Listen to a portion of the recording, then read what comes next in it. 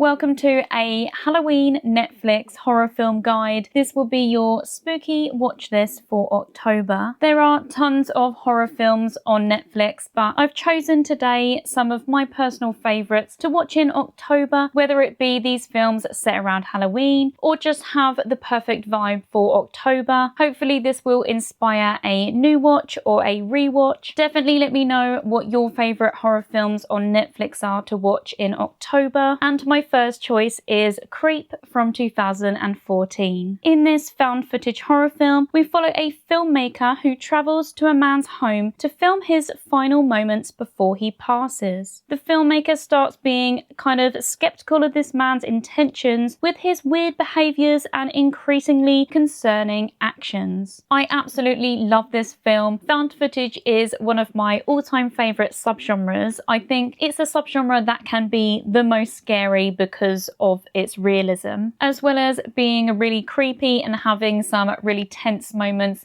This film also has some hilarious moments. The strange man who is being filmed is so unpredictable and chaotic. One minute they're chatting, the next minute he's disappeared and then found in the bathtub. It's the kind of film where you are just so desperate for the cameraman to leave. You're so frustrated, you're just thinking this is definitely not worth the money. The vibes are just completely off from the get-go. As soon as the cameraman arrives, things just don't seem right. He wants to continue the job as he is promised a large sum of money for just only one day of filming. I just had to include Creep for a fun and creepy pick. Next is a popular franchise, but this film is just definitely best watched in October, and that is The Conjuring. A family are experiencing disturbing paranormal activity in their new farmhouse, so they call on supernatural experts Ed and Lorraine Warren to aid them in getting to the bottom of what's happening and to find peace for their family. This is a modern paranormal classic. It has such a spooky, haunting vibe throughout the whole film. It keeps you on your toes with some unexpected and terrifying jump scares. The Warrens are actually based on real-life people who were paranormal investigators.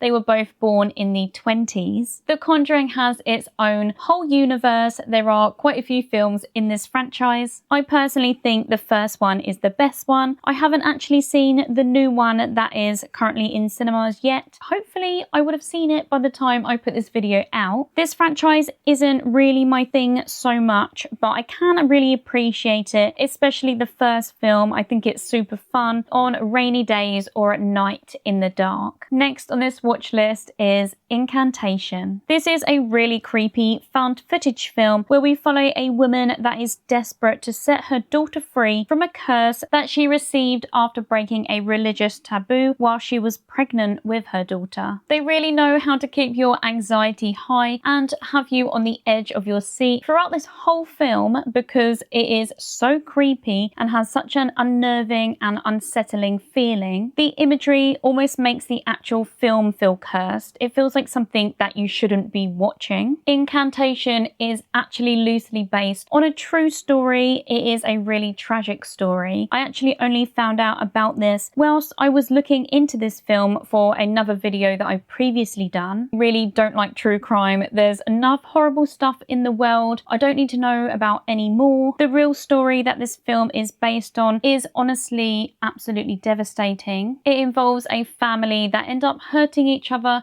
due to mass hysteria. Definitely not a story that I'm going to be delving into anymore. If you want to watch something that will creep you out this October and I think is a little bit underrated, then definitely check out Incantation. My next recommendation is Fright Night. Charlie is suspicious of his new next-door neighbour. From what he has seen from his bedroom window, he believes that he may be now living next to a vampire. He tries to tell his friends and family, but they think it's just all in his head. He is determined to prove that his neighbour is in fact a vampire and is responsible for some missing people. He seeks out some expert help from Peter Vincent, who is a TV vampire hunter. I just had to include a vampire film in my Halloween horror recommendations, and this just so happens to be one of my all-time favourite films as well. I watched Fright Night at a young age and have just loved it ever since. It's spooky, tense, has a great fun story and some hilarious moments, is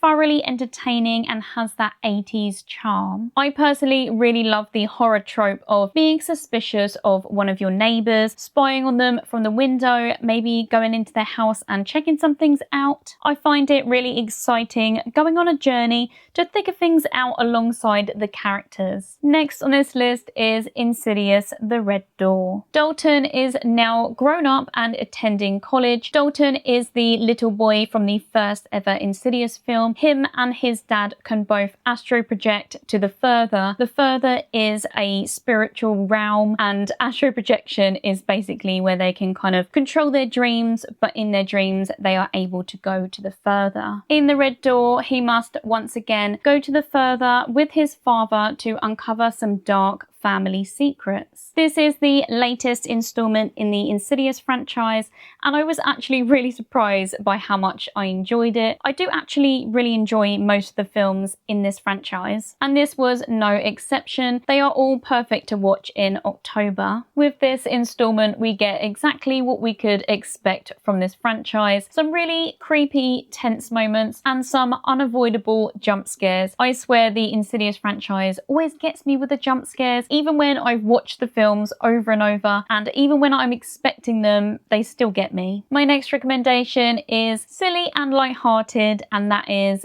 Five Nights at Freddy's. Mike is desperately looking for work. He is so desperate that he ends up taking on a job that he's not too excited about, but he is just grateful that he's got something. This new job is working as a nighttime security guard at an old, rundown, deserted pizzeria. As he starts his night shifts, he notices some suspicious activity and realizes that he may not be alone. This is, of course, based off of the video game franchise, and I was expecting something a little bit different just because how scary the games are. Obviously it's scarier because you are the one playing it and getting jump scared, but I think they went for the safer, more family friendly route. I mean, when I went to see this in the cinema, there was a child literally sitting near me, although I'm pretty sure this film was a 15, so not entirely sure how he got in there. They definitely could have been scarier, but I think they just wanted to keep them light and fun, seeing as a big portion of the audience would be young people. This is still a fun and entertaining film. We do also have the second one coming out soon, so I thought I would include the first one on the list so you can catch up on it before the new one comes out, and also if you're just looking for something light-hearted.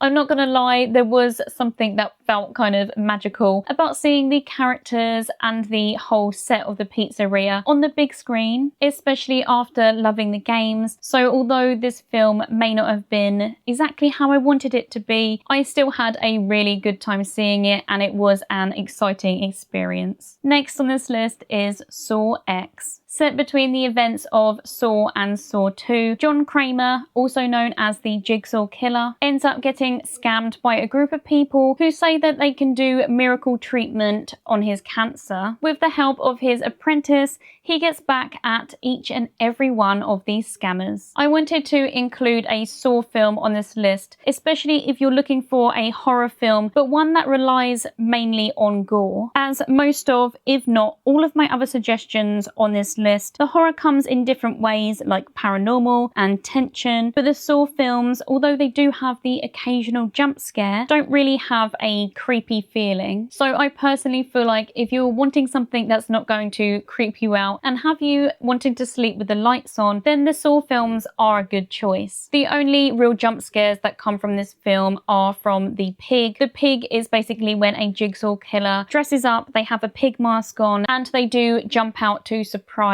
their victims. That's basically how they kidnap each of the victims to put into the traps. Saw X is one of my favourite Saw films. I chose it as it is one of the most brutal ones when it comes to the gore. We just see absolutely everything, and it has some of the most disgusting traps in my opinion. If you want to see my ranking of all of the Saw traps, then I will leave a link to my tier list in the description and also put it on the screen now. The last film on this list is Talk to Me. Recently, a group of friends discover a new party game involving a mummified hand. They take it in turns to hold the hand and perform a ritualistic set of tasks to let a spirit possess them for a short amount of time. This is really adrenaline pumping and has a surreal feeling for those who participate. There are a few rules that you do have to follow to ensure that the spirit doesn't cling on to you and stay inside of you, and they are to only do this for a short amount of time. The others usually time each person as they are doing it, and you must blow out the candle to end the ritual. This is definitely the bleakest film on this list. I did want to make sure I include a lot of variety depending on how you're feeling. For me, this is just a top tier horror film.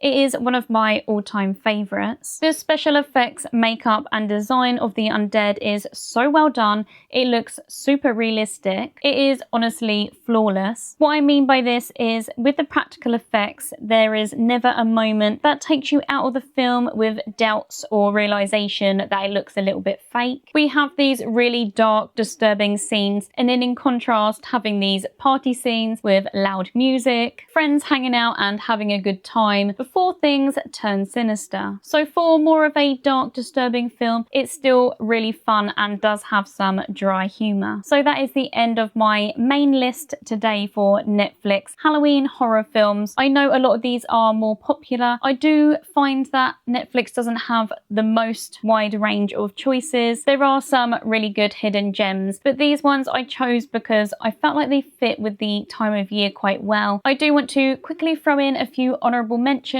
for some more underrated films, just so you've got a bit more choice. I have previously spoken about these films. So Cam, His House, The Silence, The Platform, Before I Wake, and It's What's Inside, to name a few more. As always, thank you so much for watching, and I'll see you again in another one very soon.